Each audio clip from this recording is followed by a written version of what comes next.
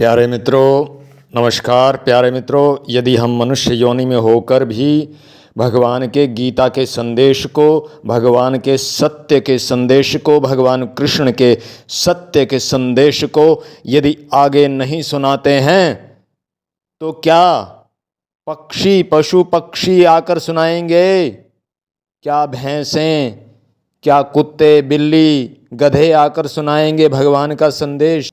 क्या वे सत्य की डोर पकड़कर आगे बढ़ेंगे? क्या उनमें ताकत है? क्या उन योनियों में ताकत है? एकमात्र योनि जो भगवान ने मनुष्य की बनाई है, यदि वह मनुष्य भी भगवान के गीता के पवित्र संदेश को आगे नहीं बढ़ाता है, सत्य को स्थापित नहीं करता है, सत्य बोलने वाले का साथ नहीं देता है, सत्य का आचरण नहीं करता है, सत्य के पथ पर आगे नहीं बढ़ता है, भगवान का पल्लू पकड़कर सत्य का जीवन नहीं जीता है, तो धिक्कार है इस मनुष्य योनि को। गीता के 18वें अध्याय में भगवान ने बिल्कुल गजब ही कर दिया। बोले कि तुझे यह गीता रूप रहस्य में उपदेश किसी भी काल में न तो तप रहित मनुष्य से कहना चाहिए, न भक्ति रहित से, और जिसकी सुनने की इच्छा नहीं हो उसको भी नहीं कहना चाहिए, तथा जो मुझ में दोष दृष्टि रखता हो उससे तो कभी भी नहीं कहना चाहिए।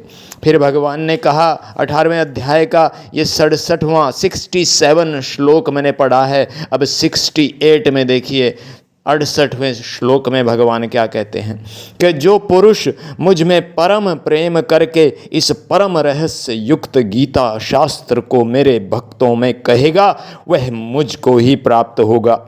एक बार फिर सुन लीजिए, जो पुरुष मुझ में परम प्रेम करके, मुझ में परम प्रेम करके, पैसे कमाने के लिए नहीं, ये आजकल जो गीता सुना रहे हैं कई कई लाख रुपए लेके, ये कोई प्रेम नहीं है भगवान से, ये तो पैसे से प्रेम है।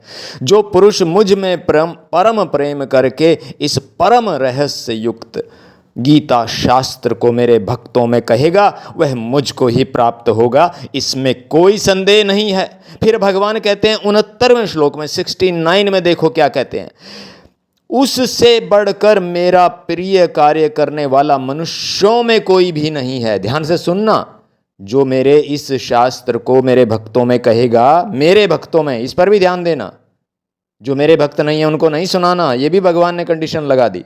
जो इस गीता शास्त्र को मुझ में परम प्रेम करके, पैसे में नहीं, मुझ में परम प्रेम करके मेरे भक्तों में कहेगा, उससे बढ़कर मेरा प्रिय कार्य करने वाला मनुष्यों में कोई भी नहीं है, मनुष्यों में कोई भी नहीं है उससे बढ़कर मुझे। तथा अब आगे देखो, आगे गजब कर दिया भगवान ने, तथा पृथ्वी भर में उससे बढ़कर मेरा प्रिय दूसरा कोई भविष्य में होगा भी नहीं। भविता न चमे तस्मात्। अरे रे, गजब हो गया भाई। किसी भी श्लोक, भगवान ने बहुत कहा है कि वो मेरे प्रिय हैं, वे भक्त मुझे प्रिय हैं, लेकिन ऐसी बात भगवान ने पूरी गीता के 700 श्लोकों में कहीं पर भी नहीं की। एक बार मैं फिर से पढ़ देता हूं, उससे बढ़कर मेरा प्रिय कार्य करने वाला मनुष्यों में कोई भी नहीं है, तथा पृथ्वी भर में उससे बढ़कर मेरा प्रिय दूसरा कोई भविष्य में होगा भी नहीं। बताइए, हद हो गई। 69वां श्लोक 70वें में देखिए, जो पुरुष इस धर्ममय हम दोनों के संवाद रूप गीता शास्त्र को पढ़ेगा।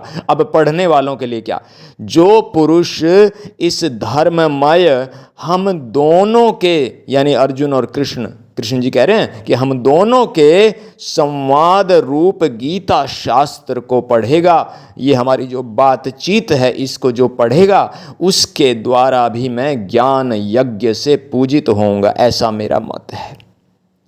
आगे क्या कहते हैं 71वें श्लोक में भगवान क्या कहते हैं, जो मनुष्य श्रद्धा युक्त और दोष दृष्टि से रहित होकर इस गीता शास्त्र का श्रवण करेगा, जो इसे सुनेगा, लेकिन कंडीशन 2 लगा दी भगवान ने, श्रद्धा से युक्त होकर और दोष दृष्टि से रहित होकर, यानी कोई भी किसी किस्म का शक नहीं करेगा, संदेह नहीं करेगा बिल्कुल भी, बिल्कुल समर्पित होकर जो मेरे इस गीता शास्त्र का श्रवण करेगा, सुनेगा, वह भी पापों से मुक्त होकर उत्तम कर्म करने वालों के श्रेष्ठ लोकों को प्राप्त होगा।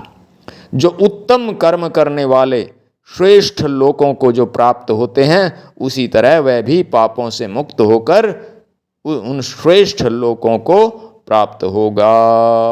मैं फिर उसी बात पर आता हूँ। अब मैं फिर उसी बात पर आता हूँ कि क्या कुत्ते, बिल्ली, गधे, घोड़े, पशु, पक्षी, क्या वे गीता का पाठ करेंगे? क्या वे गीता सुनाएंगे आगे मनुष्यों को?